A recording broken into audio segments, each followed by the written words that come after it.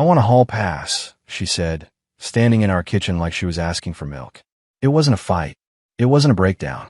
It was Tuesday. She wanted to feel alive, and thought cheating would bring her back to life. But I didn't scream. I gave her what she wanted. Then I made sure she would never forget what it cost her. It started with a single sentence. Just 10 words. I want a hall pass. 10 words that shattered 17 years of quiet loyalty. When Caroline said it, her voice didn't tremble. She wasn't crying. She wasn't angry. She wasn't drunk or desperate. She was drying her hands with a dish towel, like asking for a favor, like I might say yes. I remember the color of the tile beneath my feet, the smell of lemon-scented detergent, the buzz of the overhead light, and her face, still beautiful at 41, but tired around the eyes in a way that hadn't been there 2 years ago. We were alone in the kitchen of the house we bought 12 years ago. We had spent a decade turning this place into a home. Hardwood floors I laid myself. A backyard swing set I built for our son. And now, she was asking for a night off. A night off from us. She said it softly, but clearly. She wanted just one night to feel like herself again. I remember blinking, like she'd spoken another language. Caroline, my wife, the woman I took to prom, the girl I drove across the country with in a beat-up Honda Civic. I looked at her and asked, "Who is he?" She didn't answer at first. And that pause, that silence told me everything. Because silence, when you know someone deeply, is an answer. Finally, she said, "There's someone at the gym. His name is Brandon. He makes me feel alive." Alive. As opposed to what?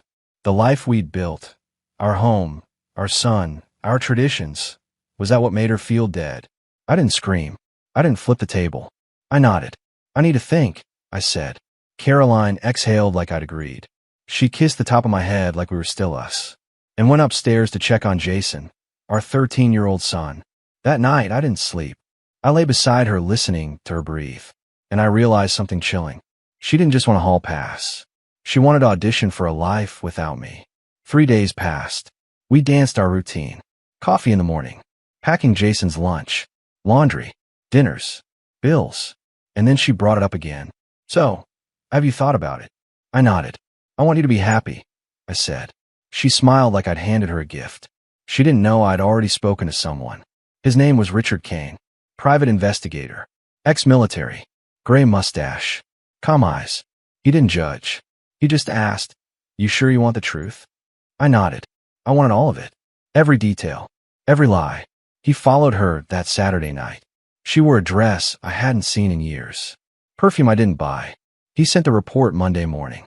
Photos. Receipts. Room 611 at the Omni. Brandon, shirt half open, his arm around her waist. Her laugh. Their closeness. Their goodbye kiss the next morning. The part that destroyed me? The smile on her face. I didn't confront her. I made her breakfast the next morning. Eggs, toast, her favorite coffee. She said it was the best sleep she'd had in months.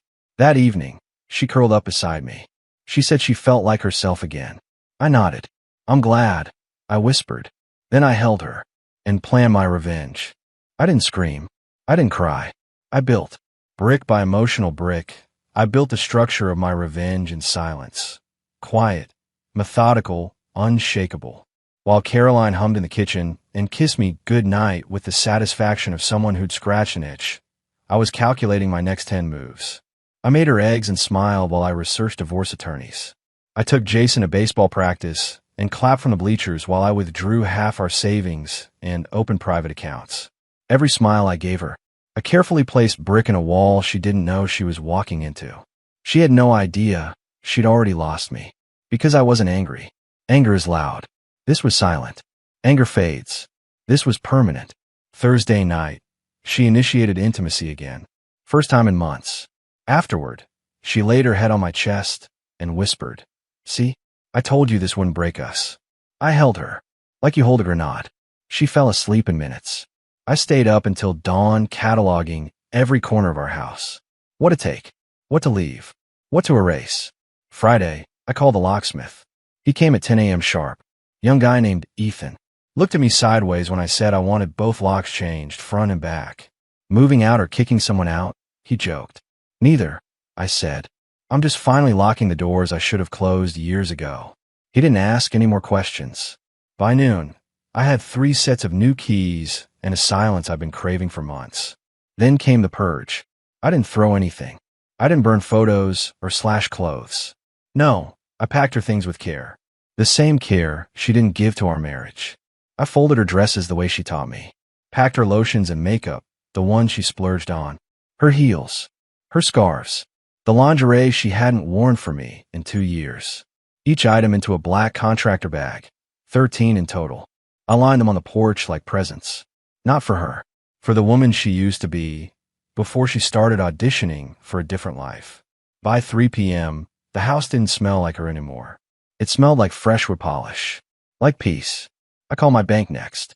Spoke to a manager named Terry who remembered Caroline and me from when we refinanced. I need to separate our joint accounts, I told her. Calm. Precise. It took 40 minutes. Savings gone. College fund moved. Direct deposit rerouted. Credit cards frozen. By 4 p.m., Caroline's access to the life I built was over. At 5:45 p.m., she called. The first ring, I ignored. The second, I watched the screen light up with her name. By the third, I knew she'd figured it out. The text came next. Caroline, Nathan, my car got declined. What's going on? Caroline, are we having issues with the bank? Caroline, Nathan, this isn't funny. Please call me. I didn't. Because some silences say more than shouting ever could. 6:20 p.m. Her car pulled into the driveway. I was already on the couch with Jason, watching Guardians of the Galaxy. He was giggling at the raccoon. I was waiting for the explosion. When Caroline stepped onto the porch, she saw the bags first. And froze. Then came the knock. Not gentle. Not frantic. Just confused.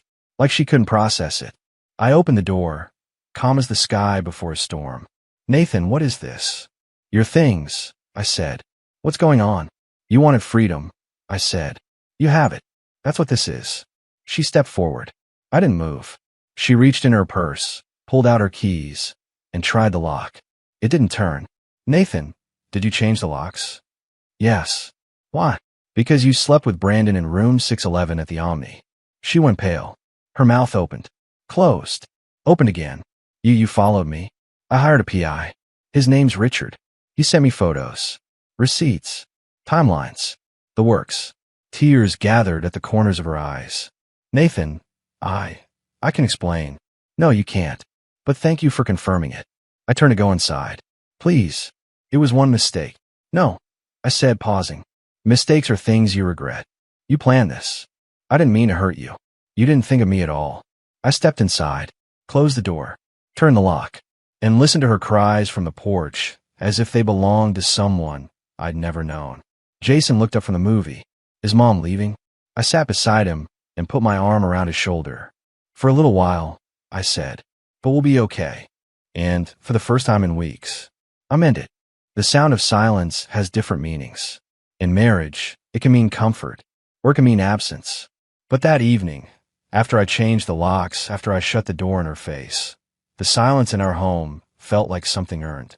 Not the kind of peace you stumble upon, but the kind you fight for, the kind you bleed for. Jason and I ordered Chinese that night.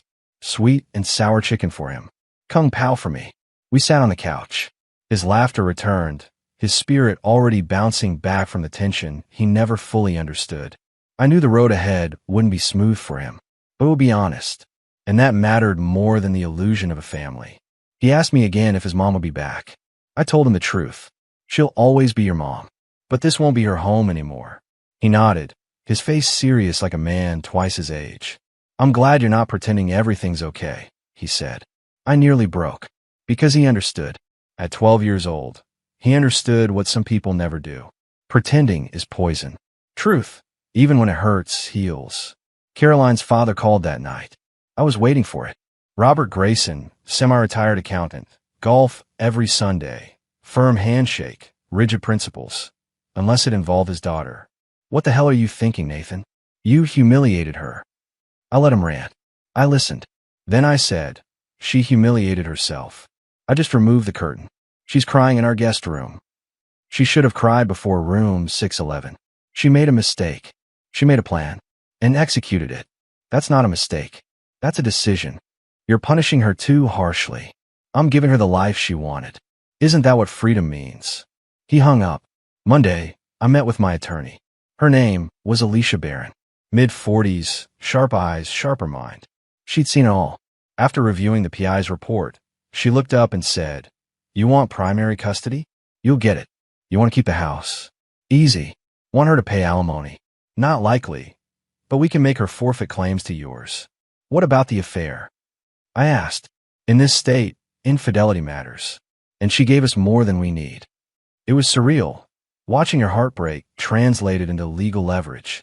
Seeing photos of your wife with another man become strategy.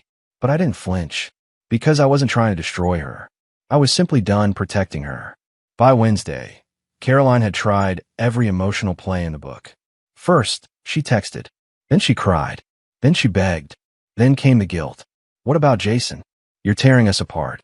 We had 17 good years. No, Caroline. We had 11 good years. The last 6 were quiet compromise. And the final one? You set on fire.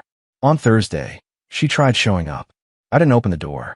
She sat on the porch for 10 minutes, hands in her lap, a plastic smile stretched across her face when Jason arrived home from school. "Hi, sweetheart," she said, reaching out. He hugged her, but his eyes flicked to me. He didn't want to go with her, and I didn't force him. "Maybe next time, Mom," he said, walking past her and into the house. She stood there stunned. Friday, her lawyer called mine. By Monday, the official paperwork was filed. Primary custody to me. Visitation every other weekend her. She kept her car and a few savings. I kept everything else, including the truth. 2 weeks later, she moved in with her sister. A 2-bedroom apartment on the east side of Raleigh. She tried to decorate it like our old home. Same wall colors, same framed pictures of Jason. But truth hangs differently in a place built on lies. She called often. Too often. I miss him. I miss us. Can't we at least talk like friends? No, Caroline. Because friends don't ask for a night with someone else and lie about it. Friends don't come home smelling like another man and smile like everything's fine. I didn't hate her, but I couldn't trust her. And what's a relationship without trust? Just a contract between strangers. And ours had been broken. Jason adjusted faster than I expected. He helped paint his new room. Chose the blue himself. Steel Thunder, he called it. He made friends in the new neighborhood. Started waking up happier. Sleeping better.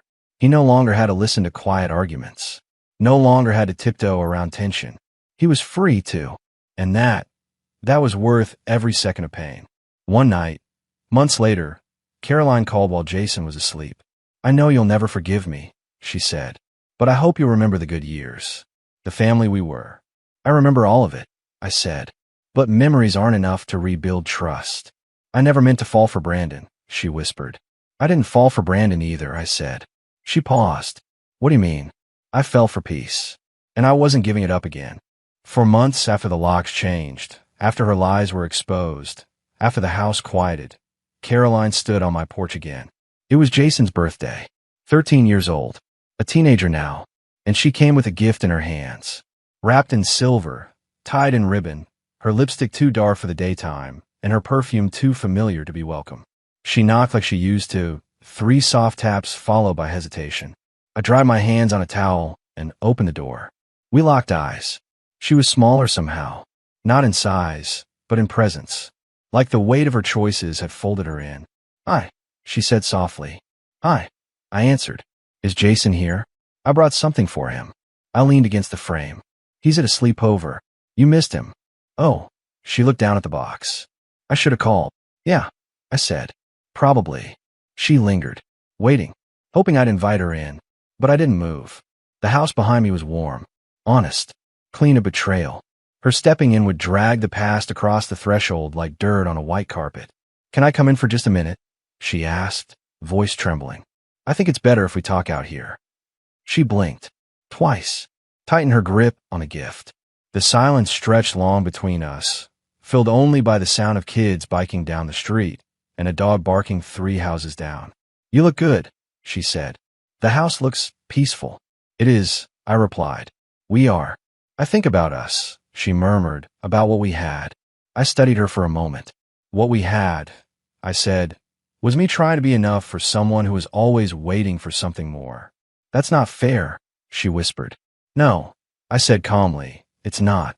But neither was asking me to approve your betrayal like it was a grocery list. Tears filled her eyes. I was lost, Nathan. I didn't feel like me anymore. I wasn't trying to hurt you. But you did. Over and over again. You hurt me by asking for the pass. Then by taking it. Then by lying about it. And worst of all, you came back like nothing happened. You smiled at our son. You slept in my bed. Her tears spilled.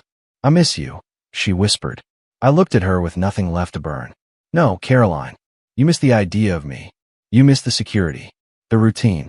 The man who paid the bills and made breakfast. But you didn't love me. If you had, you wouldn't have gone looking for someone else to make you feel alive. She shook her head. I made a mistake. No, I said sharply. You made a choice. Mistakes are accidental. Choices are intentional. She was crying now. The kind of crying that used to break me. But I've been broken already. And now I was healed. You know the worst part? I asked. She looked up. You didn't just cheat on me. You cheated on us. You stole time from Jason. You stole faith from a man who trusted you since high school. And you threw away a life we built for a weekend with a stranger. I thought it would be harmless, she choked. And it cost you everything. I finished. She reached out as if to touch my arm. I stepped back. Please, Nathan. One more chance. I'll do anything. Therapy, accountability. I'll prove it to you. No, I said, voice ironclad. I won't raise my son in a house where his father accepts betrayal like it's normal. A long silence. And then, the softest, weakest whisper I'd ever heard from her. You really won't forgive me? I did, I said. But forgiveness doesn't mean reopening the door you slammed shut. She nodded slowly, then handed me the gift. Give this to him. Of course. She stepped off the porch.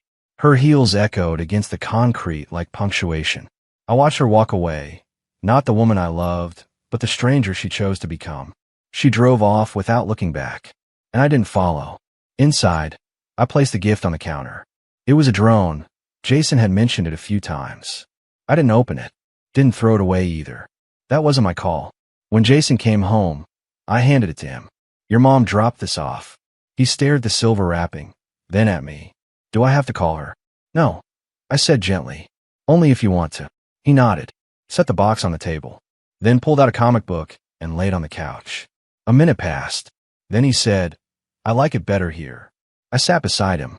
Me too. The next few weeks felt like new skin, the kind that forms after the wound stops bleeding. I worked more jobs, picked Jason up from school, watched Little League, cooked meals, built shelves. I slept deeper, smiled more, and I stopped replaying the scenes I couldn't change. One night, I stood outside watching the stars. I thought about everything she took. Then I thought about what she gave me in return. Peace, clarity, and the unwavering knowledge that I was enough. 6 months passed. No door slams. No lies. No eggshells. Just Saturday pancakes, Sunday baseball, and weeknights filled with calm dinners and comic book talks. Caroline still called sometimes, mostly to check on Jason. But I knew what she was really doing, pressing her face against a glass window she shattered, hoping to be let back in. Each call ended the same. Tears. Reminders. Regret. But regret is a shadow. It clings, but it never rebuilds what sunlight once touched. I sold the old house eventually. Too many echoes in the walls. Too many memories clinging to the floorboards like dust you can't sweep out. Jason and I moved into a cozier place. A craftsman home with a red porch swing and a yard just big enough for a golden retriever, if we ever decided to get one. His room was painted in galaxy blue. Mine stayed white, clean, uncomplicated, like the new life we built. Just him and me. He blossomed. Better grades. More laughter. He started waking me up with pancakes every other Saturday. Your turn, Dad, he grinned. I used to think I needed a partner to make our house feel full. But all I needed was peace. And him. One Friday night, after dinner and a rented movie, he turned to me and asked, Are you ever going to date again? I laughed. Why? You trying to get rid of me? He grinned. No, just wondering. I looked at him carefully. I think I needed to remember who I was alone before I ever invite someone into that again. He nodded. That's fair. It was more than fair. It was the first real answer I'd spoken aloud in years. At one of Jason's baseball games, I met Lauren. She was divorced too. Her son, Drew, played on Jason's team. She laughed easily, didn't ask invasive questions, and drank her coffee black like me. Over weeks, we talked more. On the bleachers, in the parking lot, at coffee shops while the boys were at practice. She never asked about Caroline. And maybe that's why I told her anyway. Not all of it. Just enough. She listened. Didn't pity. Didn't judge. She just said, you seem like a man who came back stronger. That stuck with me. Because for the first time in years, I believed it. Caroline showed up again on a cold February evening. Unannounced. Again. She looked different. Not worse. Just faded. Can we talk? She asked, standing on my porch. I nodded, stepped outside. She didn't ask to come in this time. I saw you at the game, she said. With Lauren. Yeah. She seems nice. She is. A pause. You're seeing someone? I didn't answer, because it wasn't her right to ask anymore. You look happier, she said. I stayed quiet. Are you? She asked finally. I turned to her. I'm at peace, I said. That's not the same as happy. It's better. She started crying. The same tired tears. Like reruns of a show that used to hurt to watch, but now just felt predictable. I messed everything up, she whispered. Yes, I said. Would you ever take me back? No. She nodded. She didn't argue this time. Do you hate me? She asked. No. Then why can't we try again? I looked her dead in the eyes. Because I spent 17 years being your anchor while you search for waves. And I'm done being dragged under. Tears streamed freely now. I didn't know how much I was breaking until it was too late. I did, I said. I watched it happen. You just didn't notice because you thought I'd never leave. She reached in her coat, pulled out a small envelope. I wrote this. For Jason. You don't have to read it, but please give it to him. I took it, then stepped back, and gently closed the door. That night, Jason opened the letter in silence. He read it twice, then set it on the table. I'm glad she's still trying, he said quietly. But I'm glad I live here. I hugged him, longer than usual, because I knew one day he'd grow up and face his own heartbreak. And I hoped he'd remember how healing looked, how strong men didn't break others. They rebuilt themselves. 3 weeks later, I took Lauren out for dinner. No expectations, no performances, just two people healing forward. She laughed at my dad jokes. I asked about her favorite books. When she reached the check, I smiled. I got this one, I said. She grinned. You sure? I know what I'm investing in. Sometimes I lie awake and think about the life I used to have. The dreams we built. The promises made under white lights and first dances. The baby showers, the family portraits, the years I tried to be the version of me she wanted. And then I think about this life, the peace, the trust between a father and son, the simplicity of mornings without eggshells, the beauty of rebuilding without resentment, the strength of knowing I was enough all along. And I smile, because Caroline left to find herself in someone else's arms. But I found myself, right where she left me. Only this time, I never let myself go again.